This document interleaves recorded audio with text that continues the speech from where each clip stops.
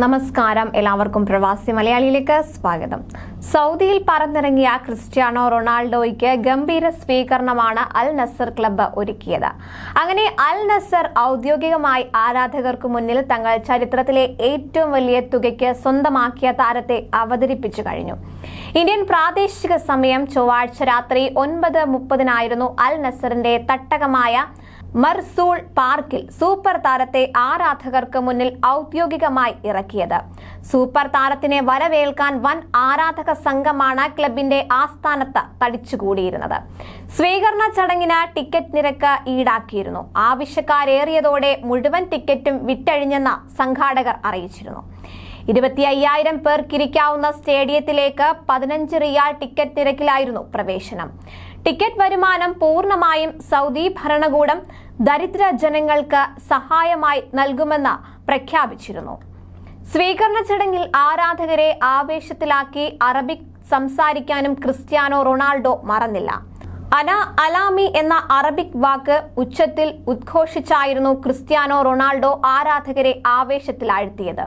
അന അലാമി എന്നതിന്റെ അർത്ഥം ഐ ആം ഗ്ലോബൽ എന്നാണ്.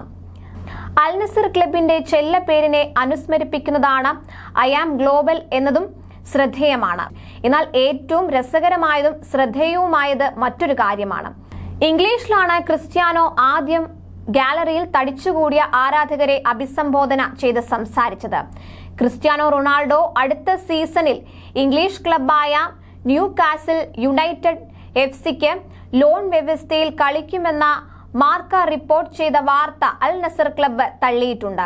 അടിസ്ഥാനരഹിതമായ വാർത്തയാണ് ഇതെന്ന് അൽ നസർ ESPN-നോട് വെളിപ്പെടുത്തി. 2.5 വർഷം കരാറിലാണ് ക്രിസ്ത്യാനോ റൊണാൾഡോ അൽ നസറിൽ എത്തിയത് എന്നും ഇക്കാലയളവിനുള്ളിൽ ഒരു ടീമിന് വേണ്ടിയും ലോൺ വ്യവസ്ഥയിൽ കളിക്കുമെന്ന് കരാറിൽ ധാരണ ഇല്ലെന്നും അൽ നസർ വ്യക്തമാക്കി.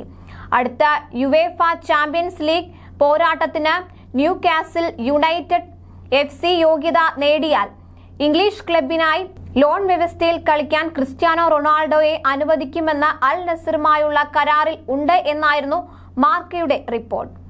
റിയാദ് ഡെർബിയിൽ ആയിരിക്കും ക്രിസ്ത്യാനോ റൊണാൾഡോ അൽ നസറിനായി ആദ്യമായി ഇറങ്ങുക എന്നാണ് ഇപ്പോൾ ലഭിക്കുന്ന സൂചന. ഈ മാസം 14-നാണ് റിയാദ് ആസ്ഥാനമായുള്ള അൽ ഷബാബും അൽ നസറും തമ്മിലുള്ള ഡെർബി. കൂടുതൽ പ്രവാസി വാർത്തകൾക്കായി ചാനൽ സബ്സ്ക്രൈബ് ചെയ്യുക.